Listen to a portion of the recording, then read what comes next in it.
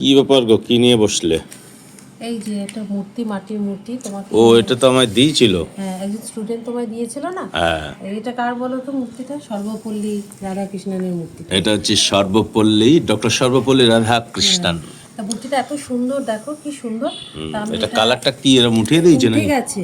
ও উঠে গেছে, এবার উঠে দে। ভালো। এবার আমি এই কালার কিনে এনেছি, ফেব্রিক কালার। এই যে ও, এটা কালার করবে? হ্যাঁ, এটাকে কালার করবো। কালার করে এটাকে মানে রাখবো, পরে দেখাবো আমি কেমন লাগছে। ওই কালার করার জন্যই এসেছি। 5 সেপ্টেম্বর শিক্ষক দিবস, এখন যদি যার নামে হয়। না, অনেক দেরি আছে, কিন্তু মূর্তিটা নষ্ট হয়ে যাবে যদি আমি কালার না করি। ওটা দেখো কি সুন্দর লাগছে। এখনো তো পুরো রং করা হয়নি, কমপ্লিট হয়নি।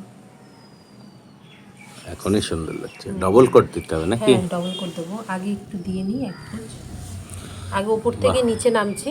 আর আমি তো বলেছিলাম অন্য কালার দিতে। না না, সাদাটাই ভালো লাগে। সাদাটাই ভালো লাগে, তাই না?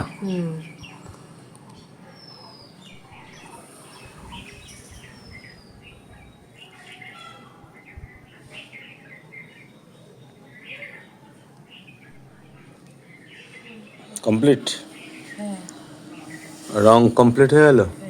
এই বাহ বাহ বাহ, খুব সুন্দর হলো। পুরো রং কমপ্লিট।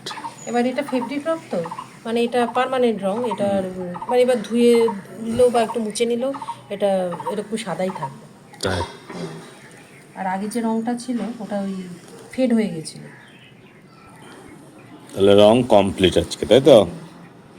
এটা অনেকদিন ধরে ভাবছিলাম করবো। আমার এটা এত ভালো লাগে মূর্তিটা, দেখো কি সুন্দর।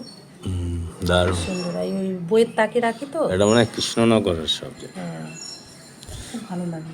ঠিক আছে, তাহলে রং কমপ্লিট। অনেকদিন ধরেই করবো ভাবছি, কিছুতেই করা হচ্ছে না, টাইম পাচ্ছি না। তা আজকে নিয়ে বসেছি।